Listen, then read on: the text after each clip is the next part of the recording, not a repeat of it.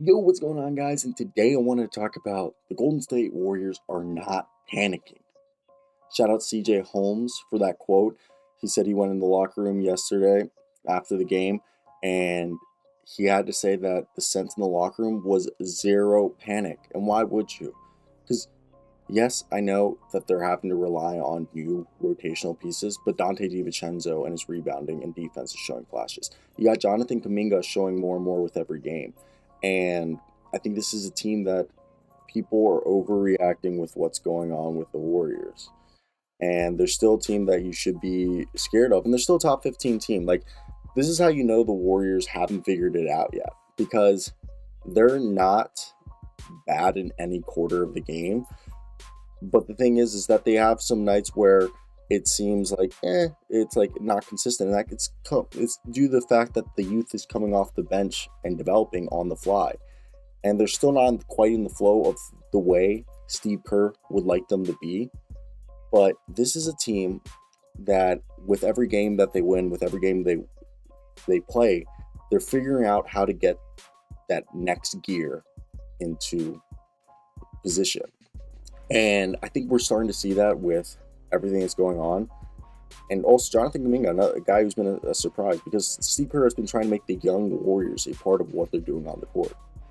As you guys know, the results have been mixed. But Steph Curry, I know he's had a few bad games, but he's still playing out of this world. Andrew Wiggins been solid every night for themselves.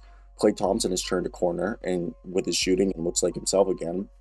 I know Jordan Poole's been inconsistent, and that's part of the reason why the depth on this team isn't like it was last year.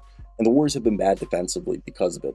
But the potential to be elite on both ends of the floor is still being shown there in flashes.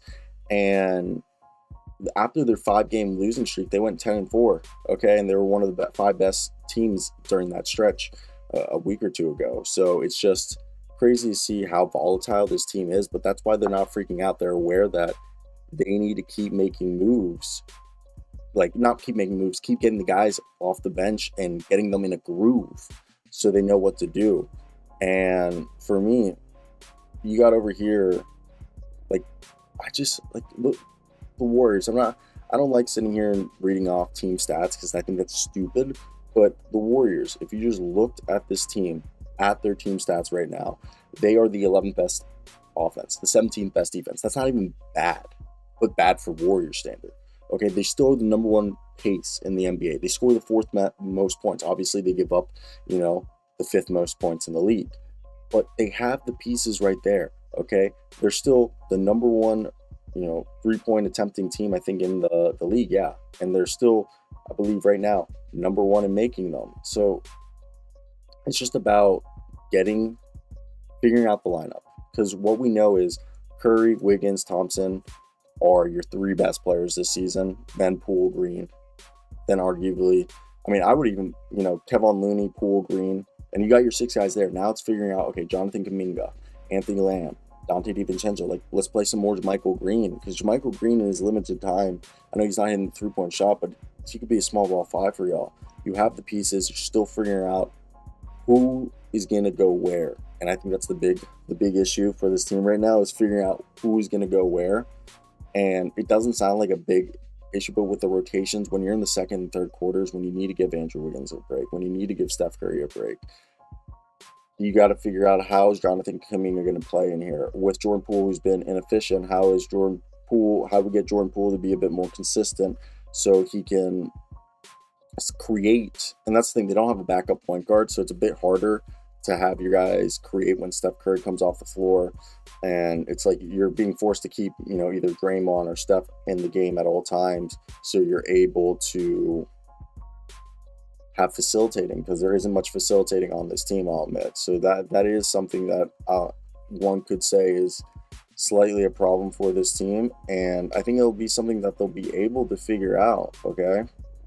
It just comes down to this is a team that people are trying to write off and act as if they're not good anymore. And I'm not going to sit here and be like they're title contenders because I don't know. I haven't seen that this season.